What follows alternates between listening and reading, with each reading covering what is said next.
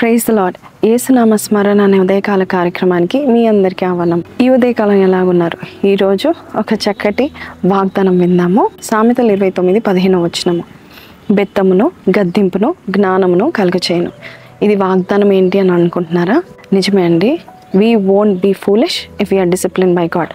దేవుడు మనల్ని చక్కపరిస్తే, మన శిక్షణలోనికి లేక మనం డిసిప్లిన్ చేస్తే కనుక మనం మూర్ఖులుగా మనం ఉండలేము. దేవుని యొక్క శిక్షణ చాలామంది అనుకుంటారు ఒక పనిష్మెంట్, అది బాధాకరం అనుకుంటారు. కాదండి, అది బహుమానం. అందుకే యోబులో మనం చూస్తూ ఉంటున్నాము, యెహోవా ఎవరినైతే శిక్షిస్తాడో అలాంటి వ్యక్తి ధన్యుడు అని సెలవిస్తూ ఉంటున్నారు. కొన్నిసార్లు దేవుని యొక్క డిసిప్లిన్ ఎలా ఉంటుందంటే, ఒక మొక్క, ఒక చెట్టు, చక్కని చెట్టు పెరుగుతూ ఉంటుండగా దాని చుట్టూ ముళ్ళ కంచె వేస్తారు దాని కాపుదల కొరకు. ఎందుకంటే మేకలు ఇతర పశువులు వచ్చి దాని ఆకులు కానీ పూలు కానీ తినివేయకూడదని ఒక ముళ్ళ కంచె వేస్తారు.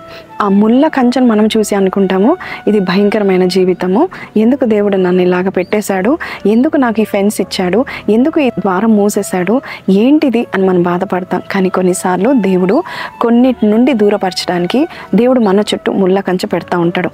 అది గద్దింపే కావచ్చు, అది బెత్తమే కావచ్చు. కానీ దేవుడు అంటున్నాడు, అలాంటి వ్యక్తులు జ్ఞానవంతులుగా ఉంటారు. ఈరోజు నువ్వు జ్ఞానవంతులుగా ఉండాలన్నట్లయితే ఖచ్చితంగా దేవుని చెప్పే గద్దింపునకు, ఆయన ఇచ్చే శిక్షణ బెత్తమునకు మనం లోబడి ఉన్నట్లయితే సరైన త్రోవలో మనము ఉంటాం. సో టుడే దేవుని చేత మీరు శిక్షణలో ఉంటే, డిసిప్లిన్లో ఉంటే మీరు మంచి మార్గంలో ఉన్నట్టే. కాబట్టి కొన్నిసార్లు దేవుడు మనల్ని కంచె కాపుదల వేసినప్పుడు ఒంటరిగా ఉండాల్సి వస్తుంది. ఈ ఒంటరితనం ఏంటి ప్రభా, అందరినీ దూరం చేసామేంటి ప్రభా అని మనం అనుకోవచ్చు. కానీ ఒంటరిగా ఉండడమే బెటర్. కొన్నిసార్లు మన జీవితాలను పాడు చేసేవారు లేక మన జీవితాలను పాడులో నడిపించే వారి నుంచి దేవుడు కావాలని కంచె వేస్తాడు. సో ఆ శిక్షణలో మీరు ఉండండి, మీకు జ్ఞానం ఇస్తాడు. అంతేకాదు మీ మార్గములంతట్లో కూడా వర్ధిల్లేలాగా దేవుడు మీ ఆకులు, మీ పూలు, మీ పండ్లు ఎవరు దొంగిలించకుండా దేవుడు కంచె కాపుదలుగా ఉంటాడు. కాబట్టి ఈ వాగ్దానం మీతో మాట్లాడితే నాతో కలిసి ప్రార్థనలో ఏకీభవించండి.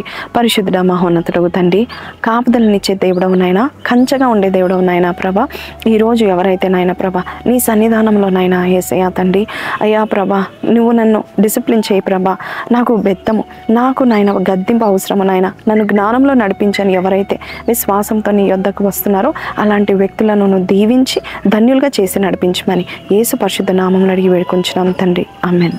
సో దేవుడు శిక్షిస్తే మీరు మంచి మార్గంలోనే వెళ్తారు. అంతేకాదు అది బాధాకరం కాదు, అది మీకు బహుమానం. ఈ వాగ్దానం మీతో మాట్లాడితే కింద కమెంట్ చేయండి. అలాగే don't forget to like, share and subscribe. See you tomorrow. Until then take care. Praise the lord.